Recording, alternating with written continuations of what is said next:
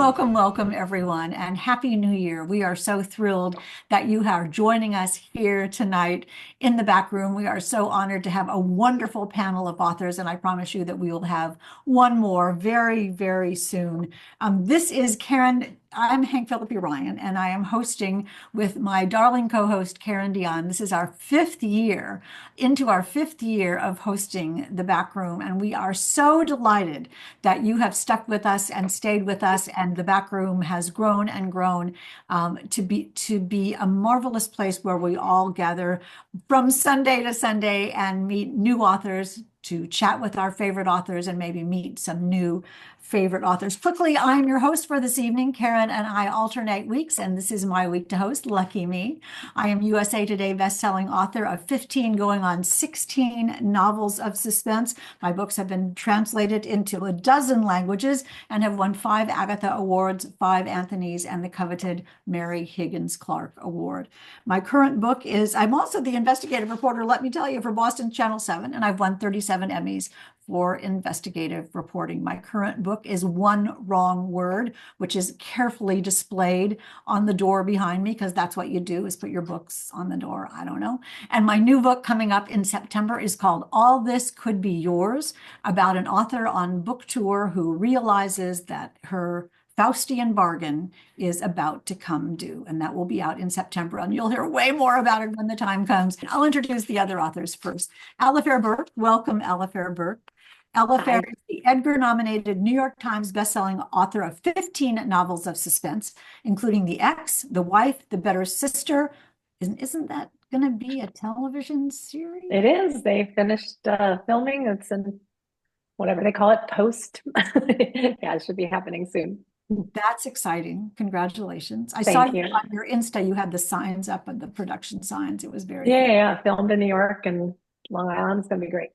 So ask about that, you all, in the breakout room. Anyway, and also she is the author of The Note, which comes out January 7th, which is Tuesday. You hold up The Note, and I'll hold up the New York Times book review article, which was in the paper today. Congratulations. Thank you. It's real. It is real. It doesn't get old. Rachel Howzell Hall. Hey, Rachel, welcome. Hey, hey. Is the Thank author you. of 12 novels, including the best-selling thriller What Fire Brings, and her brand new and acclaimed The Last One, Hold That Gorgeous Thing Up. Okay, so we just trust us that is a gorgeous, gorgeous book with sprayed edges and a beautiful cover. Ask her about it in the breakout rooms, because you will want to see it. And it is the explosive debut in romantasy. So we'll hear all about that. She is also the author of best-selling and multiple award-winning crime fiction novels. She's a 2-time finalist for the Los Angeles Times Book Prize. She is a former member of the board of directors for Mystery Writers of America, and was featured writer on NPR's acclaimed Crime in the City series and the National Endowment for the Arts weekly podcast. So welcome, welcome, welcome, Rachel. Thank you so much. I see Joe is here now, but let me introduce Lisa, and then I'll go to Joe. Yay, perseverance. Thank you, Magic Tom.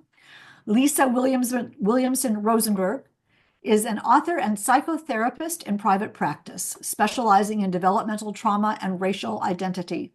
A Pushcart Prize nominee, Lisa's short fiction has appeared in Literary Mama and the Piltdown Review, with numerous published essays as well.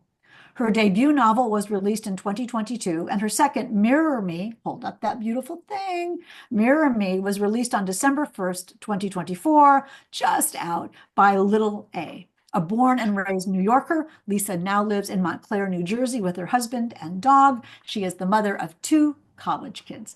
Welcome, welcome, welcome. Thank you so much. And this is my first time here, and I don't know anybody, and I'm so excited to be here and meet everybody. We're so honored to have you. Your book is getting so much buzz. And welcome, welcome, welcome to Joseph Finder. And thank you to Tom in the back room for juggling this and making it work. Joseph Finder is the New York Times bestselling author of 17 novels, most recently The Oligarch's Daughter. His books have won numerous, hold up that book, Joe, hold up the book. This is your cue to hold up the book, hold up the book, The Oligarch's Daughter. Okay. His books have won numerous awards, including the ITW Thriller Award, the Strand Critics Award, and the Barry Award. Two of his novels have been made into major motion pictures, High Crimes and Paranoia. And you all saw both of those, I'm sure. And The Oligarch's Daughter just flies off the page cinematically. Are you so happy? When does this come out, Joe? At the end of January, right? End of January, the 28th. Now it is time for our fabulous backroom questions. Well, I will ask each author a fun, easy question about them and about their lives and about their books to give you fodder to talk about in the breakout rooms. And I will ask the questions as I see you on the screen. So let me start with Lisa. Lisa, thinking of your most recent book, Mirror Me, Mhm. did the title ever change? The title changed so many times that I had I had polls on Facebook, and back then it was Twitter and X, polling everybody I knew. My editor wanted a title with the word water in it because there are lots of themes around water. The title I came with was sort of a spoiler. And back in 2009, this book was actually called Acid Shabbat because it started out with a guy who actually trips on acid and shows up at his sister-in-law's for a Shabbat, and all heck breaks loose. And the book is totally different from that now. And Mirror Me was like a last ditch. My editor and I sending emails back and forth all day long with lists and lists. And finally we were like, let's just go with that. And everybody else loved it. And now it kind of grew on us. So that's no, it was not always Mirror Me. It works perfectly, but we're all going to steal Acid Shabbat. You can't go wrong with But that. it was I loved Acid Shabbat. It was a totally different book, but Yeah, that's Ken Kesey, if I ever heard it. There's no question about it. Joe, question for you. And thank you to Brenda Gotti for sending this question. I hope she's here. A new library in town asks you to donate not only your book, but 3 other books. Can you tell us 3 books that you would donate to the library? One wrong word because I have 2 copies of it. I can spare one. I would donate Bill Landay's book, Defending Jacob. And gosh, I would say sort of anything by Harlan Coben because everyone likes his books. So that's a crowd, please. Well, thank you. That's very nice company. Thank you very much. Lucky library. I love that. Good question. Good question. Rachel Hall, what was your first job? My first job, so I went to school at UC Santa Cruz, and UC Santa Cruz was very much love, peace, happiness. It was like clothing optional until like my second year there. So all this to say, I went to like a hippy dippy school, and my first job out of college was working as a paralegal for ARCO, who had just been sued for the Exxon Valdez big oil spill. And I read all like the discovery stuff, and it was fun because I got to read and highlight. And this is before computers, so I'm indexing and all the rest of it. And it was a great job, even though I was working for like the oil man. Yeah, the They man. paid every Friday. This was 1992 when I was getting paid $14 an hour by Wow. the oil man every Friday. And as a 22-year-old, who wanted to like date lawyers and buy shoes, it was like a perfect place. So yeah, working for ARCO, That's that's interesting. my first. I think my first job, I got $14 a week, something like that. Lord, yeah. Alafair, you're inviting authors for dinner. Which 3 would you invite? And what are you going to cook? Well, I mean, I'm no dummy. Right now, I'm going to say I'm inviting Lisa, Rachel, and Joseph, and you, and Karen, like 5. 3 people that I like to have over for dinner. I'm probably going to invite Allison Galen, Megan Abbott, and Laura Littman. But then once I invited the 3 of them, I would add like another 10 girls, and it would wind up being a whole dinner party. And I would make ossobuco and risotto Milanese. Ooh. Go with your first choice. Let's go with the authors on the screen. That sounds great. Have you done that before? Have you made ossobuco and risotto Milanese for that crowd? It's one, not for that crowd, because there's one of those people that I won't out who would not eat ossobuco. But I like to have people come over and then feed them very cozy, fattening food. It's one of my favorite things to do. That's good. That sounds very cozy. Lovely. So Lisa, what book are you recommending? This is a book called How Can I Help You? And there's no question mark on the end deliberately. It's about two librarians who have come to a small town library separately of one another. They don't know one another. Each has escaped a sort of a dark past. And it is, I want to say, you know, the whodunit books, this is we know she did it, but who's going to catch her kind of book. And it's so creepy and so well done and brilliantly written and hilarious and terrifying. And go out and read it if you haven't already. Joe, go ahead. What is the book that you're recommending? There's a book called Defending Jacob by William Landay. And I'll tell you why I love this book. It reminded me of Scott Turow's Presumed Innocent, which is one of the all-time great legal thrillers. And yet it's something more than that. It's the story of a district attorney whose son is accused of a murder, and he has to defend his son. And it's really about the relationship between father and son. It's about the relationship between husband and wife.